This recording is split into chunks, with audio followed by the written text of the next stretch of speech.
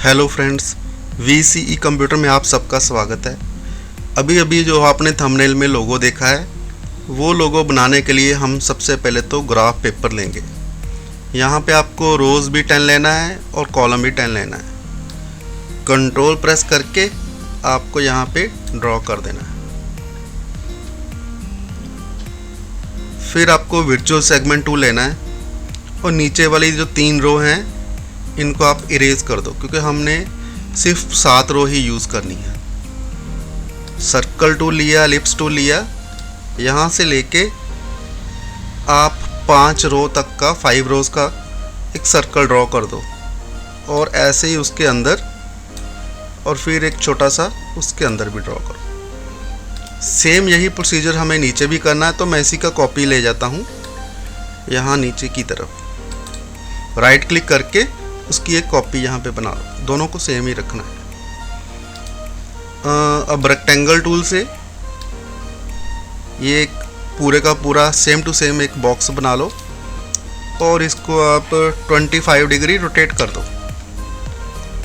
Rotate करने के बाद कहीं से भी इसको पकड़ के सर्कल के मिडल में यहाँ पे, यहाँ क्वाड्रेंट लिखा है ना, यहाँ पे रख दो। उसके बाद इसी की कॉपी इसके साथ एक और एक और, ऐसे 3 कॉपी बना दो। अब हम यहाँ से एक सेंटर से लाइन ड्रॉ कर लेते हैं। 2 पॉइंट लाइन लो और यहाँ से लेके यहाँ तक ड्रॉ कर दो। इसको आप वैसे बाद में भी कर सकते हो, लेकिन मैं यहाँ से पहले ही ड्रॉ कर रहा हूँ ताकि बिल्कुल एग्जैक्ट सेंटर पॉइंट निकल सके।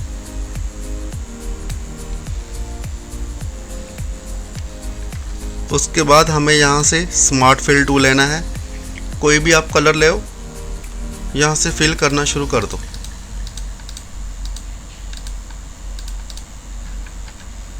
थोड़ा जूम करके इस तरह से फिल करो कि कोई कॉर्नर छूटने ना पाए।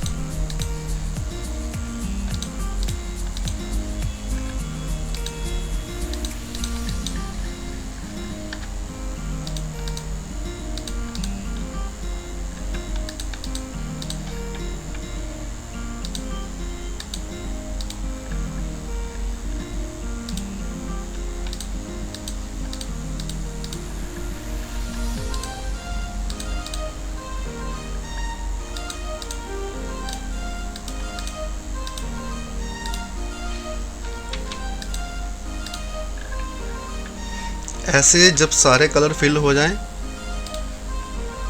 तो आपको ग्राफ को डिलीट कर देना है और जो फालतू शेप बनाई हैं, ये जो बाहर दिख रही हैं, ये जो सर्कल दिख रहे हैं, सारे के सारे आपको डिलीट कर देने। सारा सेलेक्ट करके यहाँ से आपको वेल्ड करना है। वेल्ड करने के दौरान कभी कभी तो कलर फिल हो जाता है। अगर उसमें कोई एरर हो तो ऐसे नो कलर भी हो जाता है। तो आपको क्या करना है, वर्चुअल सेगमेंट टूल लेके ऐसे बाद में उसकी थोड़ी सी करेक्शन कर दो।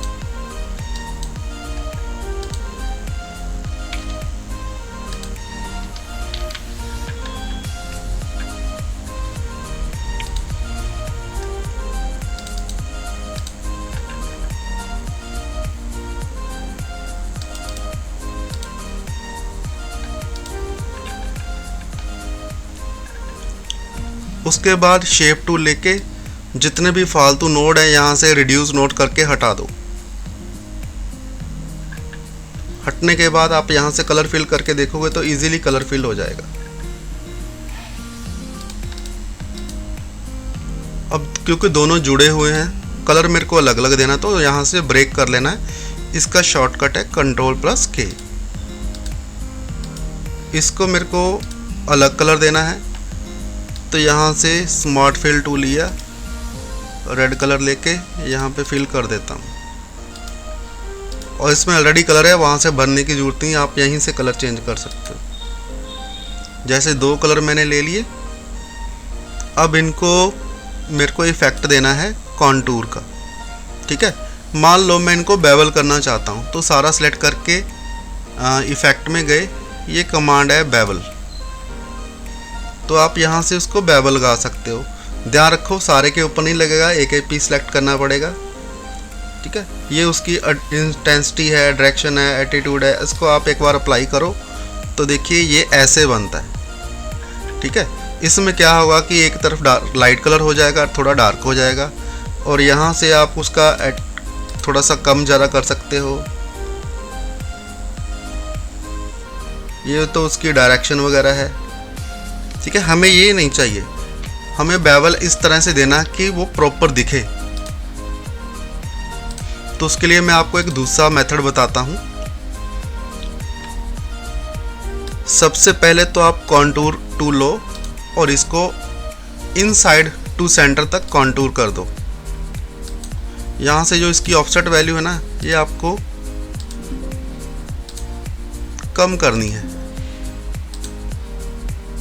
ऑफसेट वैल्यू आप स्टार्टिंग से पहले तो 1 भर के देख लो, ठीक है। यहाँ पे हो गया, और भी आप कम कर सकते हो। देखो 16 फ्रेम बन गए हैं।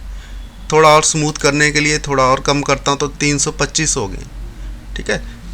और यहाँ से उसका अंदर वाला कलर मैं वाइट कर रहा हूँ। अब वाइट शो नहीं हो रहा क्योंकि इसकी लाइन का कलर ये दिखा रहा है। तो आप सेलेक्ट करके यहाँ से 9 लाइन करोगे तो आपको एग्जैक्ट इफेक्ट नजर आएगा। सेम प्रोसेस इसी के ऊपर भी अप्लाई करना है आपको।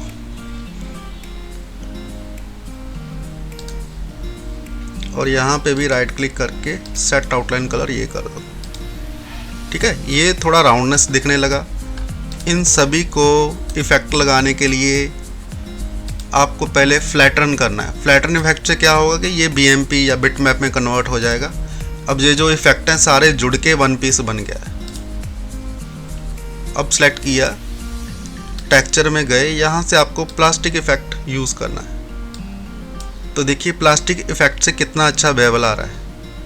ये तो उसका स्मूथनेस वगैरह है, आप यहाँ से कम ज़्यादा कर सकते हो। ये उसकी डेप्थ है, कितनी कम रखनी कितनी ज़्यादा रखनी वो सारा आप पे डिपेंड है। और ये उसका हाईलाइटेड एरिया है, एरिया कितना ज़्यादा हाईलाइट रखना है वो भी आपके ऊपर ही है, ठीक है। करने के बाद जब आप ओके करोगे तो आप देखो कितने अच्छा बेवल इफेक्ट यहाँ पे अप्लाई हो गया है। ऐसे ही थोड़ा सा इसका बैकग्राउंड बना लेते हैं।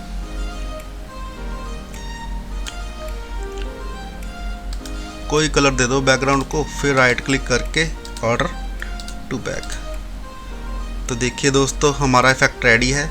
अगर आपको वीडियो अच्छी लगी हो प्लीज़ लाइक शेयर जरूर कीजिएगा। थैंक यू दोस्तों।